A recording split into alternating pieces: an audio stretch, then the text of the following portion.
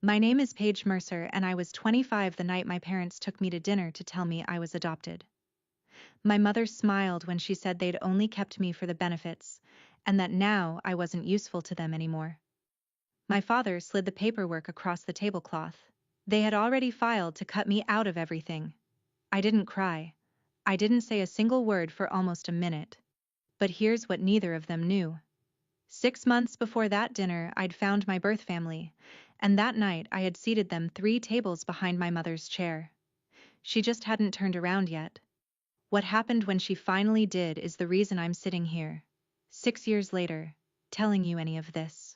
Welcome back to Calm Drama Stories, where we tell quiet, true-to-life family stories about boundaries, dignity, and the moment someone finally stops shrinking to fit a seat they were never offered.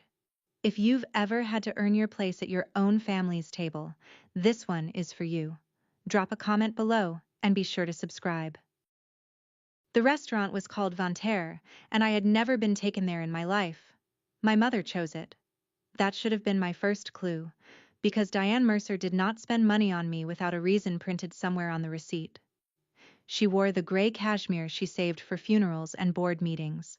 My father, Wesley, had booked the table under her name, not mine, which I noticed when the hostess asked, and he answered before I could.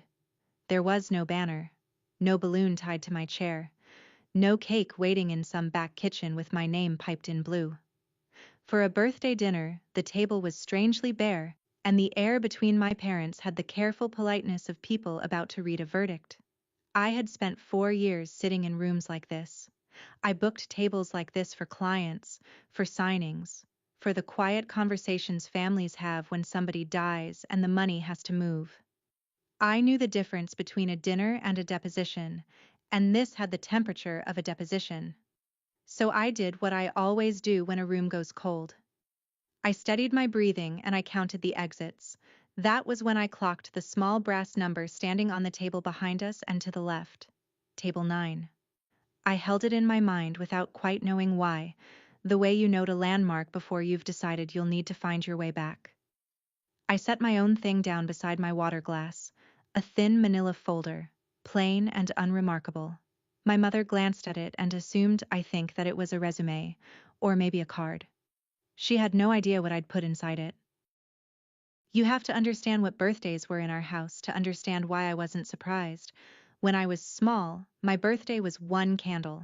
Not 1 candle as a tradition, the way some families do a single tall number. 1 candle, pressed into a grocery store cupcake my mother bought on the way home and never bothered to refrigerate. I'd watch it sweat on the counter while she took a call. Meanwhile, 3 weeks later, my cousin Brett got a rented bounce house and a caterer with little quiches on silver trays, because Brett was my Aunt Renee's son, and Brett was blood. I remember asking, the year I turned 8, if I could have a party too. My aunt was over, drinking my mother's wine, and she answered for her. We can only do one nice thing a month, honey. She said it kindly. That was the part that taught me the most. How kind people can sound while they're explaining your size to you. So I learned the math. 1 cupcake costs less than a party. A child who asks for less is cheaper than a child who asks for the same. By the time I was 9, I had stopped asking for cake, because I could see it made the arithmetic easier for everyone at the table, and being easy felt like the only currency I had. I didn't tell myself it was sad. I told myself it was efficient. That's the thing about growing up useful. You don't notice you've been priced until somebody reads the number out loud. And across that white tablecloth at Vanterre, 25 years old, I could feel my mother getting ready to read it. I left that house the week I turned 18, with 2 duffel bags and a community college acceptance I'd filled out myself. Nobody drove me. I worked nights at a pharmacy counter and took classes in the morning, then transferred to the state school and finished a paralegal program while waiting tables on weekends. I paid for all of it. I want to be clear about that. Not because it makes me special, but because it matters for what came later. Nobody handed me a thing. By 25, I was a paralegal at a trusts and estates firm downtown, and I was good at it. I spent my days inside other people's wealth, organizing what happens to a person's life after they can't hold on to it anymore. I drafted the boring pages that decide everything: beneficiary designations, distribution schedules, the quiet language that controls who eats and who doesn't, long after the funeral flowers wilt. I could read a trust the way some people read a face. And the joke of my life, the one I didn't laugh at for years, was this: I could set a perfect boundary for a total stranger. I could tell a grieving widow exactly what she was owed and exactly what she wasn't. But I could not, for the life of me, ask my own family to want me. The only person I ever called was my grandmother. Every Sunday, 4 o'clock, like clockwork, all through college and after. Nana Ruth. She was the one Mercer who answered the phone like she'd been waiting for it to ring, and it was something Nana once said to me that turned out to be the hinge the whole night swung on. Nana Ruth Mercer was my father's mother, and she was the only adult in that family who ever made me feel like a person instead of a line item. She had opinions about everything and apologies for nothing. When I was 12 and crying in her kitchen because Brett had told me I wasn't a real Mercer, she put down her dish towel, took my chin in her hand, and said the sentence I carried for the next 13 years. You were chosen, sweetheart, not collected. Then she made me a grilled cheese and let me stay up too late. Nana died when I was 23. 2 years before that dinner, I gave the only eulogy that mentioned her by who she was instead of what she left behind. And within a month of the funeral, my parents quietly moved out of their cramped split level and into the larger house on Linden Road, the one that had been in the family for a long time, the one connected to Nana's name, in ways I understood better than they realized. I didn't think much of it then. I was grieving. But there was a thing Nana said to me on one of our last Sundays, her voice thin over the phone, that I filed away without understanding. I made sure, she told me, that you'll never have to ask anyone for your own life. I thought she meant it as encouragement, a grandmother telling a granddaughter to be strong. It would be 6 months before that dinner, going through county records for an entirely different reason, that I'd learn she had meant it literally, in writing, and notarized. The year before I turned 25, my family started getting quiet around me, and not the comfortable kind. Texts that used to come back in an hour took 3 days. My mother stopped looping me into the holiday planning chain, then acted surprised when I showed up to Thanksgiving without a side dish nobody had asked me to bring. My Aunt Renee, meanwhile, got louder. She'd started using a word in the family group chat that she'd never bothered with before. Blood. As in, this is a blood-only weekend at the lake. As in, the cabin sleeps 8, and we want to keep it to blood this year. You understand? I did understand. I understood perfectly. I just didn't have the documents yet to know why the temperature had dropped so suddenly, all at once, in the same season. People don't usually turn cold on a schedule. Families drift, sure, but this wasn't drift. This was coordinated, and the analyst part of my brain kept flagging it. The way you notice 3 unrelated invoices arrive on the same Tuesday and realize they aren't unrelated at all. So when my phone lit up one evening in March with my mother's name and a voice 3 degrees warmer than it had been in a year, I didn't feel flattered. I felt the small, cold click of a lock turning somewhere I couldn't see. Honey, she said, and she only called me honey when she wanted something. We'd like to take you out. To celebrate 25 properly, the way we never quite managed. And every instinct I'd built in 4 years of reading other people's bad news told me the same thing. This is too neat. Here is what most people get wrong about my mother. They think the cruelty is loud. It isn't. The cruelty is the planning. The cruelty is a woman who never once managed a birthday cake suddenly reserving a corner table at Vontaire and calling it celebrating you properly. When Diane gets generous, it's because a spreadsheet somewhere has told her the generosity will pay for itself. I'd watched it my whole life. I'd just never been the line item before. So I said yes, sweetly, the way she'd taught me, and then I hung up the phone, and I sat at my kitchen table for a long time, doing what I do. I thought about timelines. I thought about the house on Linden Road. I thought about the word blood showing up in the group chat exactly now, exactly this season, and about a sentence my grandmother had said to me before she died. And I thought about the manila folder already sitting in my work bag, the one I'd assembled 6 months earlier for reasons that had nothing to do with my mother and everything to do with finally knowing where I came from. I didn't call my parents back to ask questions. I didn't warn them I'd been to the county clerk. Instead, I made a few calls of my own. Quiet ones. The kind you make when you've decided you're not going to be ambushed, you're going to be ready. I won't tell you yet who I called. But I'll tell you the rule I live by, the one Nana never said out loud but taught me anyway. When my mother is sweet, someone at the table is about to lose something. I just made sure, this time, it wouldn't be me. People assume a story like this is about money, and I understand why. There's a will somewhere. A house. A folder slid across a table. But sitting in my car in the Vanterre parking lot that night, engine off, hands steady on the wheel, the thing I was afraid of losing had no dollar amount. I was afraid of losing the last idea that I had ever belonged anywhere. Because as cold as that house had been, as transactional as every candle and every casserole, it was still the only origin story I had. They were still, technically, my parents. And if they cut that thread tonight, the way I suspected they'd come to cut it, then I would be exactly what Brett had called me at 12. Not a real Mercer. Just a girl somebody picked up and put down. That's the wound they were aiming for, and they knew it, because it's the wound they'd been pressing on my whole life.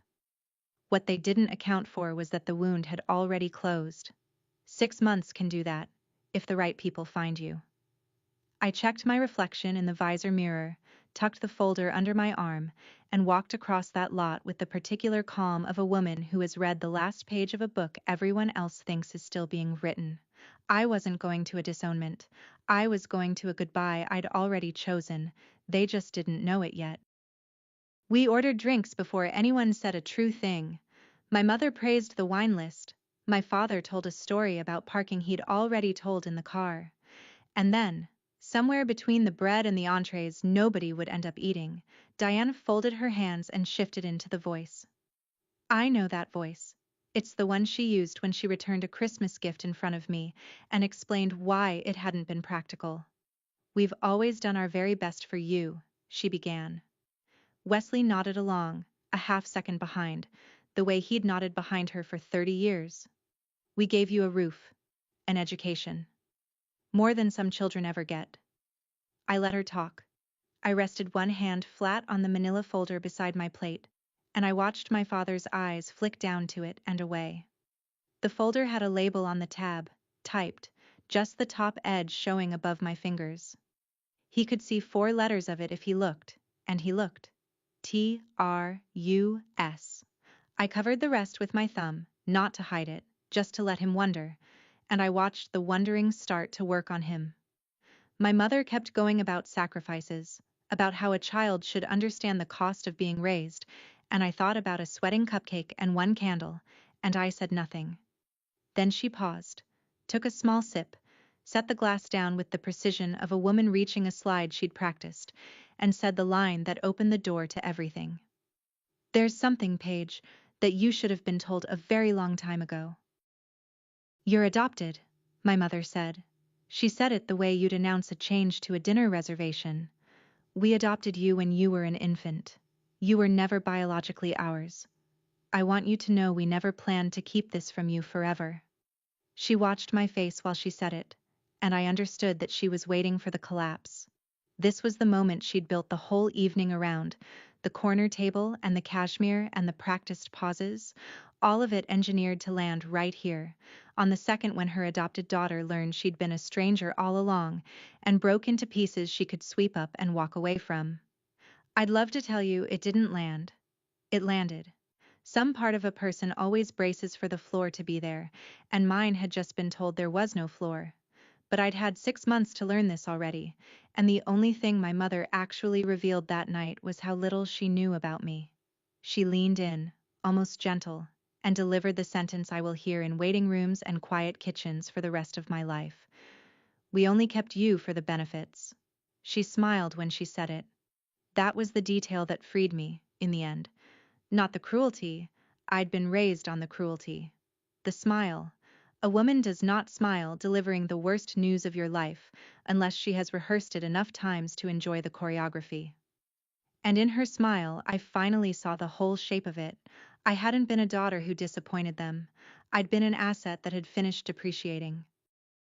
Benefits is a clean word for a dirty arrangement, and my father, to his discredit, tried to explain it like an accountant defending a tax position. There were assistance payments in the early years, Wesley said, not meeting my eyes.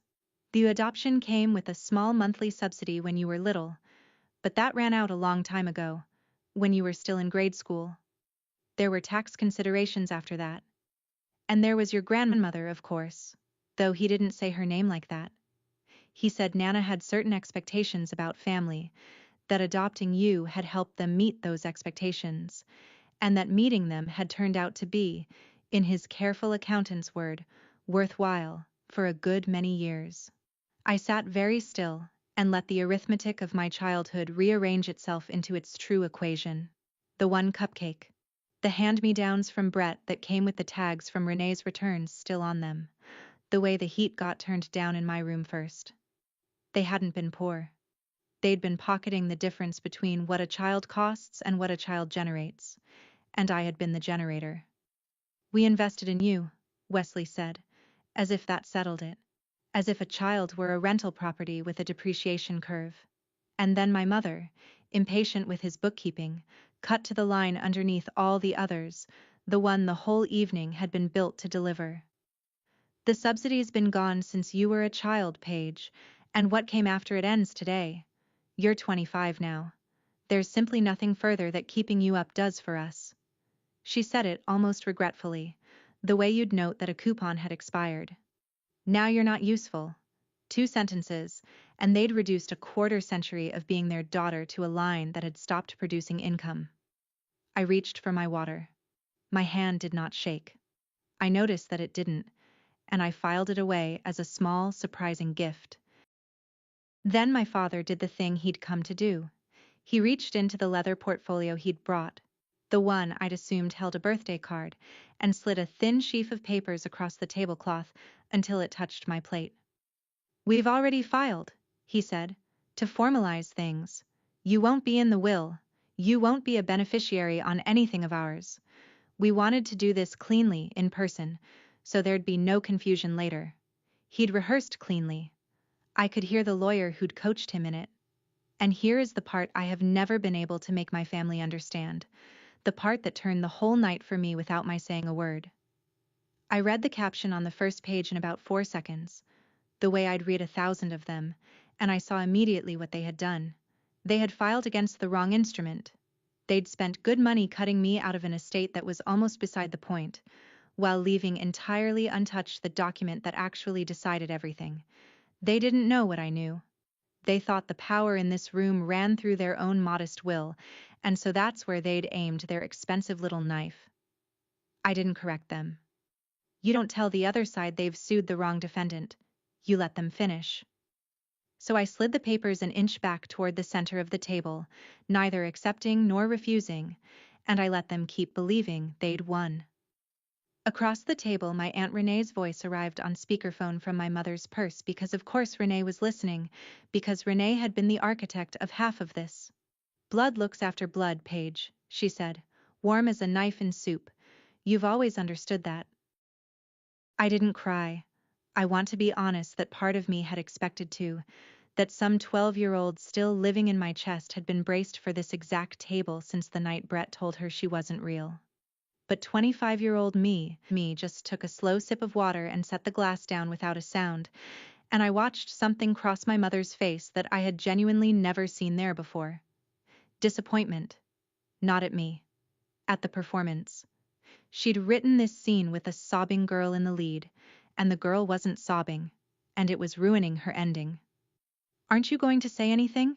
She asked, and there was an edge in it now, the brittleness of a woman whose script has gone off the rails. I considered the question. I considered everything I could have said, the whole flood of it, 25 years backed up behind one small dam. And then she made the mistake people like her always make. She filled the silence by reaching for the line that had worked the first time, expecting it to work again. "We only kept you for the benefits," she repeated, slower this time, leaning on each word, trying to draw blood she could see. But a sentence loses its teeth the second time you hear it from the same mouth. The first time, it had been a revelation.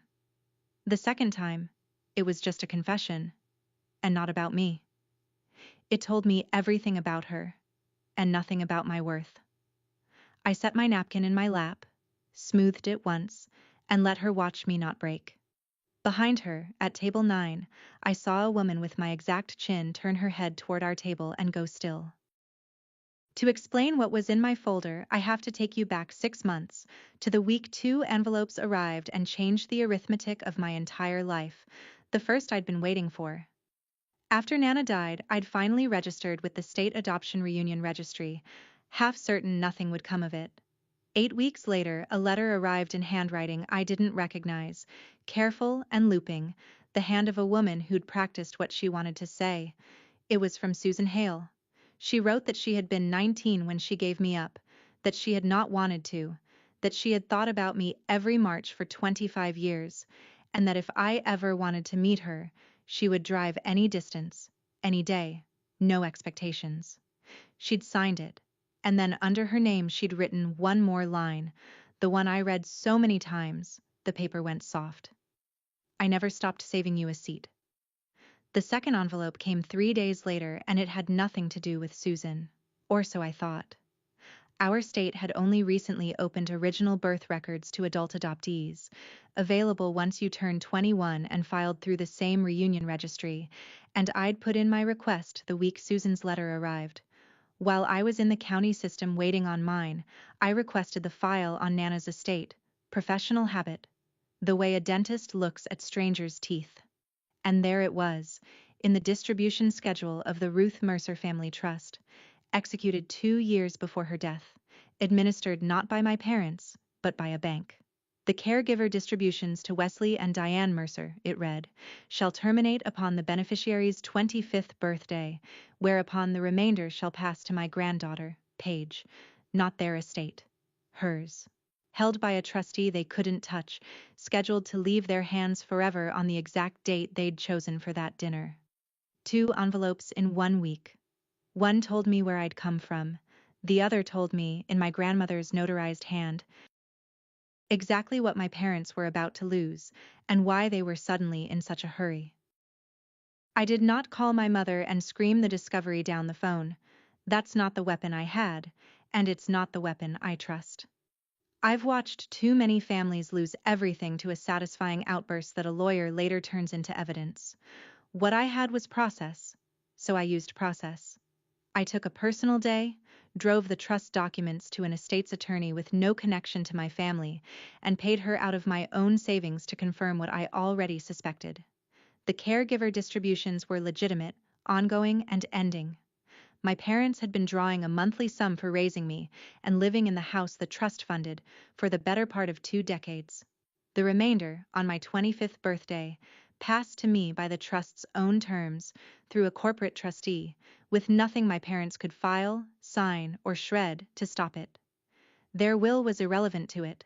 Their disownment was theater performed on the wrong stage. My attorney asked if I wanted to notify them, get ahead of it, soften the landing. I said no. I said I wanted 3 things in a folder, and that was all. The retainer letter, so they'd know I had counsel. The trust's distribution schedule, so they'd see the date in black and white. And my original birth certificate, with Susan Hale's name in the mother's line, so that when the moment came, the table would understand exactly which family I was choosing to leave and which one I was choosing to keep. I labeled the tab, and I closed the folder, and I put it in my bag, and I carried it for 6 months like a quiet engine I hadn't turned on yet. The dinner invitation only told me when to turn the key. I met Susan Hale for the first time in a diner halfway between our cities, because she didn't want me to have to drive too far, and that small consideration undid me more than any speech could have. She was nervous. She'd brought a photo album she kept opening and closing without showing me, like she wasn't sure she'd earned the right. She had my chin and my way of going quiet when she felt too much. Over 6 months we built something carefully, the way you'd repair a bridge while standing on it. I learned I had a half-brother named Danny, 20, all elbows and questions, who texted me memes within a week of meeting me as if I'd always been there to receive them. I learned my birth grandmother was a small, ferocious woman named Pearl, who took one look at me and said, "Well, there she is." Like I'd just been late, not gone for a quarter century. They never asked me for anything. That was the part my whole nervous system couldn't parse. No favors, no money, no role to perform. Susan told me, the third time we met, the thing that would become the truest line of my life. "We've kept a seat for you, sweetheart," she said. "We never gave it to anyone else." And I, who could draft a flawless beneficiary clause for a stranger, who knew the precise legal language of belonging, sat in a vinyl booth and did not know what to do with my own hands, because I had been wanted, for the first time, by people who got nothing out of wanting me. After 25 years of being useful, I had no idea how to simply be welcome. I was about to have to learn fast. There's a difference between being needed and being wanted, and I'd only ever known one of them. Being needed, I understood completely. Being needed is a job. You show up, you produce, you stay easy, you keep the math simple, and in exchange, you get to keep your seat another quarter. I had been needed my whole life, and I'd mistaken the steadiness of it for love, the way you can mistake a long commute for a destination just because you do it every day. What Susan and Danny and Pearl offered me had no job attached, and that terrified me more than my mother ever had. The first time Susan called just to ask how my week was, with no agenda underneath it, I waited the whole conversation for the catch, and when there wasn't one, I had to pull my car over because I couldn't see the road. I kept testing them, in small, ungenerous ways I'm not proud of. I'd cancel a plan to see if they'd punish me. They didn't. They just said, "No worries, next time," and meant it. I'd offer to pay for everything, to make myself useful, to earn the seat. Pearl finally took my face in her hands the way Nana used to and said, "You don't have to buy your way in here. We already paid." And slowly, over those 6 months, a knot I'd carried since I was 9 began, not to vanish, but to loosen. I started to believe, against 25 years of evidence, that a person could simply want me in the room. So when my mother called to invite me to celebrate 25 properly, I already knew where I wanted to spend the evening. I just decided to spend it everywhere at once. Here's who I called. The night my mother booked Vanterre, I called Susan, and I asked her a question I'd been too afraid to ask anyone in my life. "Would you come to my birthday dinner?" I explained the whole shape of it, the parents, the suspicions, the trust, the speech I could feel coming. I told her I didn't know exactly what they planned to say, but I knew I didn't want to hear it alone, and I knew I no longer wanted to perform the grief they were counting on. Susan didn't hesitate for even a second. She said, "What time? And where? And should we dress up?" Then she said something that made me put my hand over my mouth in my kitchen. "We'd be honored," she said, "to watch you not need them." So I made one more call, this one to Vanterre, and I booked a second table for that same evening under my own name, Paige Mercer, party of 3. Table 9, the host told me, near the back, 3 tables behind the reservation already on the books for a Mercer party of 3 at the front. I almost laughed at the geometry of it. They had no idea they'd be performing my disownment within sight of the family that had spent 25 years saving me a chair. I told Susan and Pearl and Danny to arrive a little after us, to order quietly, to simply be there, and to let me come to them when I was ready. I won't pretend I didn't want them in that room. I did. There's a reason the truth lands harder spoken in front of people than mailed in a letter, and I'd watched enough confrontations to know a private one only ever becomes the other side's word against yours. So yes, I wanted witnesses, and I'm not ashamed of it. But Susan and Pearl and Danny were never just witnesses to me, and that was the whole difference between what they were doing and what my mother was doing. The folder was how I'd make my parents understand they'd lost. Table 9 was where I'd go to remember I'd won long before they sat down. Back at the front table, in the present, my mother decided the silence had gone on long enough and moved to close the deal. She produced one more page from the leather portfolio and turned it to face me, uncapping a pen and setting it across the paper like a small gift. "It's just an acknowledgement," she said, "that we've informed you, that you understand the situation. Sign it, and we can all have a civilized dinner and go our separate ways." I looked at the page and I didn't have to read far.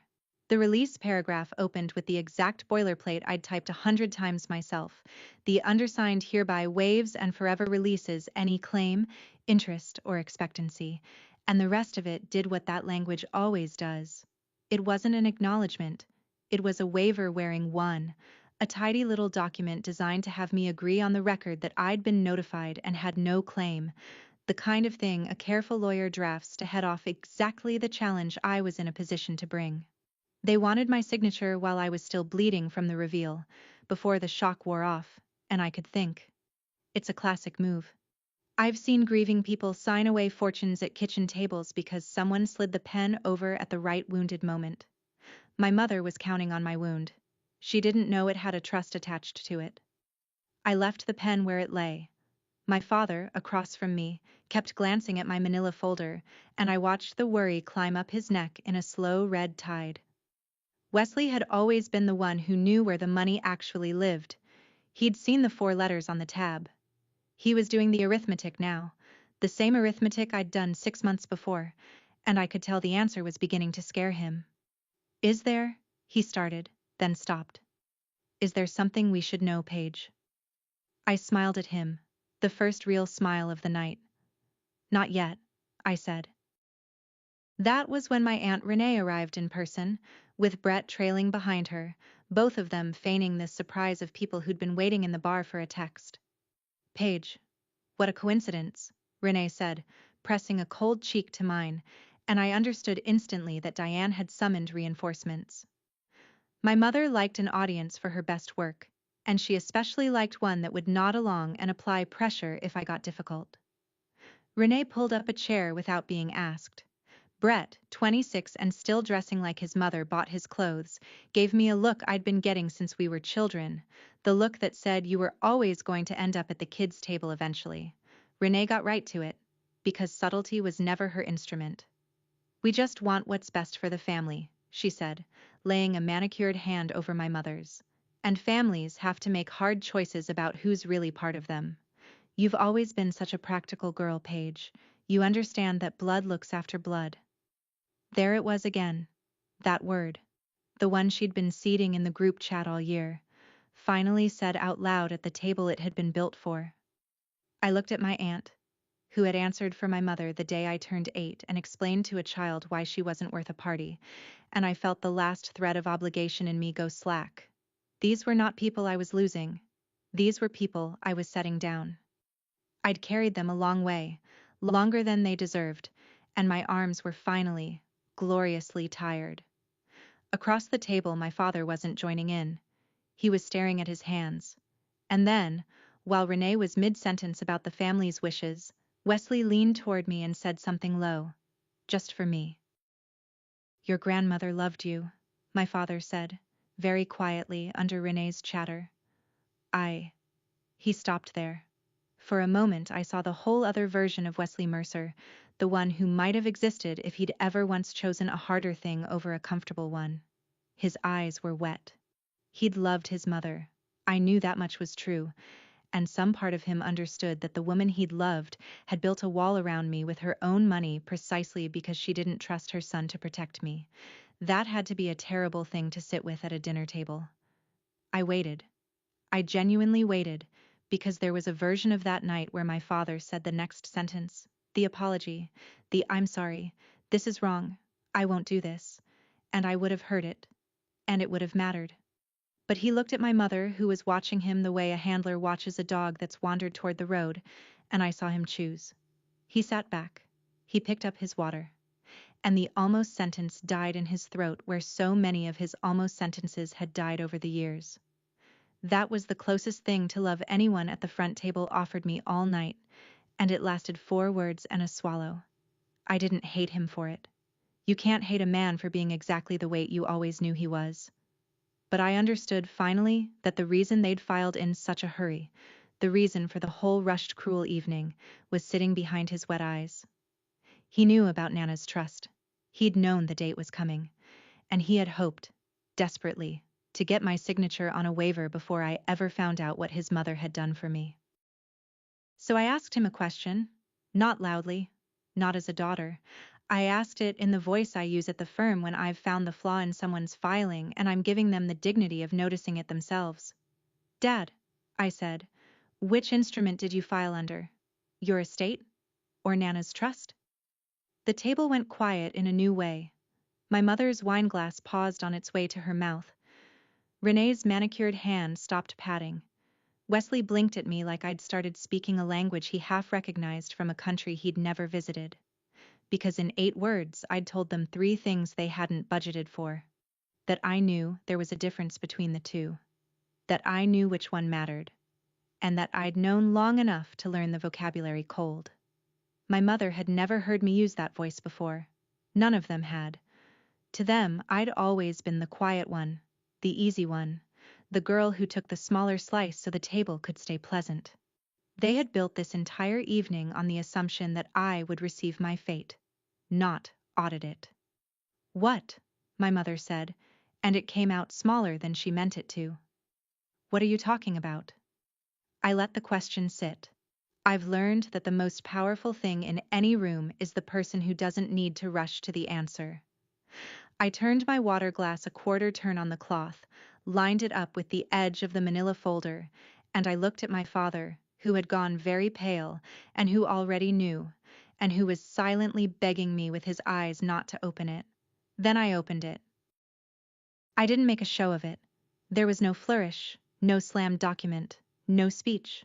I simply turned the folder so it faced them, and I laid the 3 pages out on the white cloth, side by side, the way I'd lay exhibits in front of a client who needed to understand their own situation. The retainer letter, first, with the firm's letterhead and the unmistakable line confirming that I was represented by counsel. The distribution schedule of the Ruth Mercer Family Trust, second, with the relevant paragraph already there in black and white for anyone at the table to read. And third, my original birth certificate, with Susan Hale's name where my mother had assumed her own name belonged.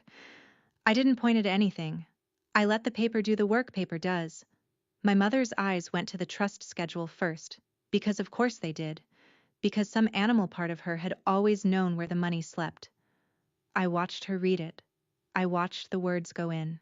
The caregiver distributions to Wesley and Diane Mercer shall terminate upon the beneficiary's 25th birthday, whereupon the remainder shall pass to my granddaughter, Paige. I watched her reach the word remainder, and the word Paige, and I watched the color leave her face from the top down, like a window shade being drawn. She looked up at me, and then at Wesley, and then back at the page, the way people do when they're hoping the second reading will say something kinder than the first. It didn't. It never does. Mom, I said, gently, because I could afford to be gentle now. You filed against the wrong family.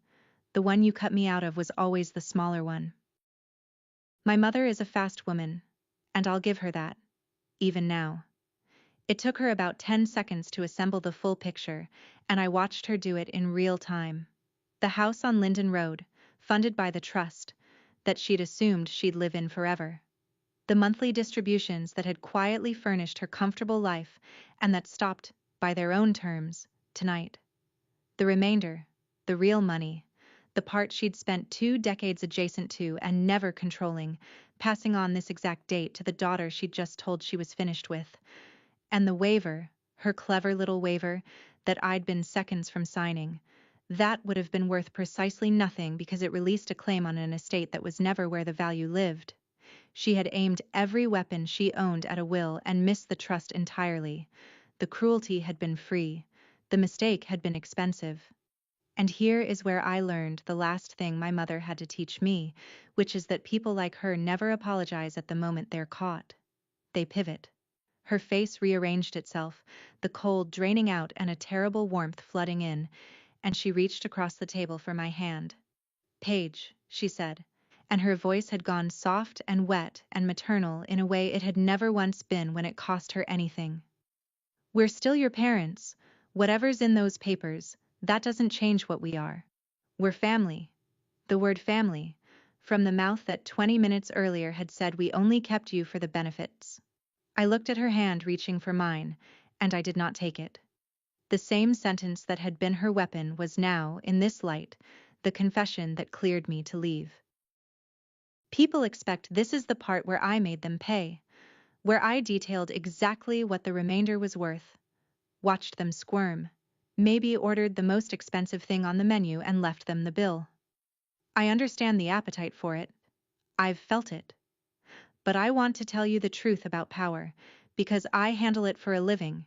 The strongest position in any room isn't the one holding the biggest number. It's the one that doesn't need the number at all. I had a career I'd built with my own hands. I had savings I'd earned waiting tables and drafting documents. I did not need Nana's remainder to be free, and that, more than any dollar figure, was what my mother could not survive understanding. So I closed the folder. I gathered the 3 pages back into it, unhurried, and I capped the pen they'd brought for my surrender and set it neatly beside her plate. I'd won the thing they thought we were fighting over before any of them sat down, and I'd won it by knowing, by preparing, by refusing to be ambushed. There was nothing left to argue. There was only the choice of where to spend the rest of my birthday. And I'd made that choice 6 months ago, in a vinyl diner booth, when a nervous woman with my chin slid a photo album across a table and didn't ask me for a single thing.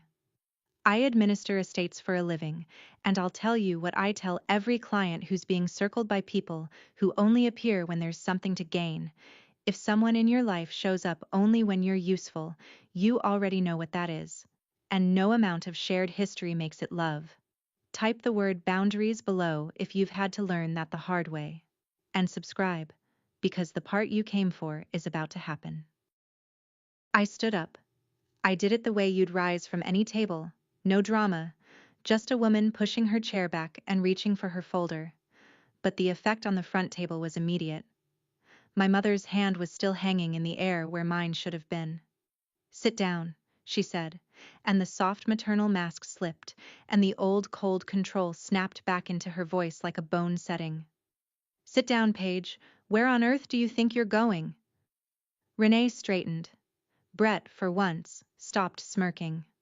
My father just looked tired, the look of a man watching the only good thing his mother ever did walk out of his reach forever. I picked up the folder and held it against my chest, and I looked at my mother, who had spent 25 years and an expensive dinner trying to make me understand that I had no real place anywhere, and I told her where I was going in the plainest words I owned. "My birth family is sitting 3 tables behind you." I didn't say it cruelly.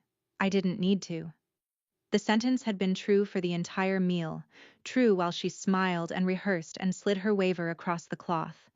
True, the whole time she believed she was performing my disownment to an audience of strangers. She hadn't been performing it to strangers. She'd been performing it within arm's reach of the people who'd been saving me a chair since before she ever decided I'd stopped being useful. And I watched my words travel across the table and land, and I watched my mother begin, very slowly, to turn around in her seat. My mother turned around slowly, the way you turn when some part of you already knows and is begging the rest of you to be wrong. The cashmere shoulders rotated, her chin came around, and there, at table 9, 3 tables back beneath the warm, low light, were Susan and Pearl and Danny, who had been there the entire time, who had ordered quietly and eaten almost nothing, who had watched my mother deliver the worst sentences of my life, and had kept their seats and their composure because I'd asked them to let me come to them. Susan met my mother's eyes first. She didn't glare. She didn't gloat. She just looked at the woman who had raised her daughter on 1 candle and a calculator, and then she looked at me, and her whole face opened like a window in spring. Pearl, small and ferocious, had her napkin already folded by her plate, ready. Danny had stopped pretending to look at his phone. My mother's gaze went from Susan's chin to mine and back again, doing the resemblance math, and I saw the exact moment she understood that the family she'd just told me I didn't have was sitting 15 feet behind her in real chairs at a real table, having watched her do the one thing she could never take back in front of witnesses she didn't know she had. She turned back to me, and her mouth opened, and nothing came out. For the first time in my entire life, my mother had no script. And in the silence where her next cruel line should have been, a chair scraped back at table 9. They stood up, all three of them, not to make a scene, not to confront anyone, just to be on their feet when I crossed the room to them, the way you stand for someone arriving at a gate after a long flight. Pearl stood first, because Pearl does everything first, and then Susan, and then Danny, knocking his knee on the table leg in his hurry. They didn't say a word to my parents. They didn't have to. Their standing said the entire thing. The restaurant had gone quiet around us, the particular hush of strangers who can feel that something true is happening and have stopped pretending not to watch. A waiter froze with a tray, and I walked. Past my mother, who was still turned half around in her chair. Past Renee, whose mouth had finally run out of the word blood. Past my father, who lifted his eyes to me as I passed, and then dropped them again, choosing comfort one last time. 15 feet, 3 tables, 25 years. When I read them, Pearl took my face in both her hands the way Nana used to, and Susan pulled out the empty chair beside her own, the 4th chair, the one they'd asked the host to set even though their reservation was for 3, and she said the words she'd written under her name in that first letter, the words that had gone soft from my reading them. "We saved you a seat," she said. "We always did." And I sat down in the seat that had been waiting my whole life, at the table that had wanted me before they knew if I'd ever come. That was when my mother lost the one thing she'd never lost in front of people: her composure. I heard her chair scrape, heard her stand, heard the front table calm she'd worn all evening crack straight down the middle. "After everything we paid for," she said, and it wasn't quiet anymore, it carried across the dining room, sharp and rising. "After everything we did for you, the schools, the roof, the years, you do this to us, in public. You humiliate your family over money." Heads turned now, openly. A man at the bar set down his drink. Renee was tugging at my mother's sleeve, hissing, "Diane, sit down, people are looking." But my mother was past the reach of her own handler for the first time in her life, because the script was gone, and all she had left was the truth coming out sideways. "We gave you everything," she said, to a room full of strangers, and I noticed she said gave, not loved. Even now, even cornered, the word love would not come because it had never been in the inventory. I stayed in my seat at table 9. I didn't stand to match her. I didn't raise my voice to meet hers. Susan's hand had found mine under the table, and I just held it and let my mother be loud, because the loudness was doing my work for me. Every person in that restaurant was watching a calm young woman seated quietly with people who clearly adored her, and a furious older woman shouting about everything she'd paid for, and there is not a human being alive who hears a parent screaming about money and thinks, "Ah, there's the real family." My father never stood at all. He just put his face in his hands. I let her run out of words, the way a storm runs out of rain, and when the quiet came back, I did one last thing before I gave her the rest of my attention to my actual family. I stood, walked the 3 tables back to the front, and set a single page down on the white cloth in front of her. The trust's distribution schedule. I left it face up. I didn't need it anymore. My attorney had the originals, and I wanted my mother to have something to read on the longest evening of her life. "You can keep this one," I said. "You'll want to understand what ended today and what didn't." She stared at the page. Wesley reached for it, and then didn't. And I looked at the two of them. My mother, who had priced me at 1 candle, and my father, who had loved his own mother too much to honor what she'd asked of him. And I said the only sentence I'd prepared in advance, the one I'd written in my head in the parking lot, and decided I'd only use if I earned it. "You kept me for the benefits," I said. "They kept a seat for me." Then I turned around and I walked back to table 9, and I did not look behind me again. Not once. Not when Renee called my name. Not when my mother said something I couldn't hear and didn't want to. I sat back down beside Susan.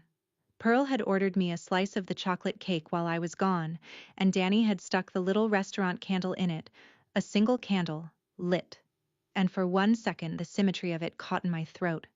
Then Susan leaned over and said, "Blow it out, sweetheart, make the wish," and I realized I didn't have one. I already had it. The trust did exactly what my grandmother built it to do. On my 25th birthday, the caregiver distributions to Wesley and Diane Mercer ended, on the date, and by the terms Nana had notarized 2 years before she died. The remainder passed to me through the bank trustee, untouched by the will my parents had spent good money revising, because you cannot disinherit someone from a trust you don't control.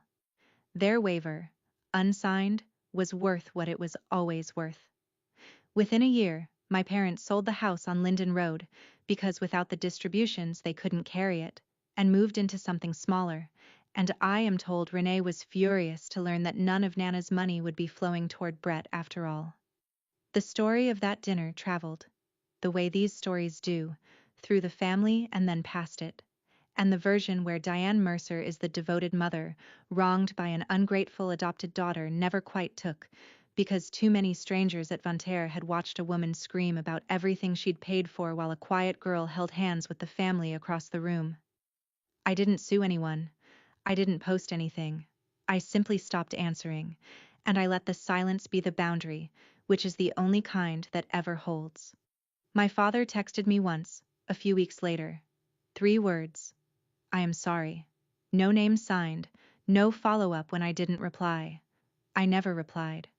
I heard later that when Renee tried to rally the family to contest Nana's trust, it was Wesley who quietly shut it down, told them their mother had every right to leave her money where she pleased, that it was hers, that it was finished. He was right. He was also, as ever, a year too late and saying it to the wrong room, when it cost him nothing and changed nothing. That was the whole of my father in the end. A man who knew the right thing, even felt it, and could only ever bring himself to do it once doing it had stopped requiring anything of him. I didn't need the apology, but I was glad. In a small, clean way, that he'd finally been right out loud. As for the rest of it, I spent that first real birthday eating chocolate cake at table 9 with people who got nothing from wanting me, and I have spent every birthday since with them. Susan and I talk every Sunday now, 4 o'clock, the hour I used to save for Nana. Pearl taught me to make her grilled cheese. Danny still sends me memes. And somewhere in a drawer at my new family's kitchen, there is a photo album that doesn't close anymore because it finally has enough pages. Being useful was all my parents ever wanted from me, and being wanted was the one thing I'd never had. And it took me 25 years and one terrible dinner to learn that anyone who only keeps you for the benefits has already told you, in the plainest language there is, that they were never your family at all. That's my story. 1 candle for 24 years, and on the 25th, a whole table that lit them all without being asked. If someone in your life only values you when you're useful, take this as your sign to stop auditioning for a seat you already deserve. You don't have to earn the people who love you. Share this with someone who needs to hear it. Drop a comment, hit subscribe, and I'll see you in the next one.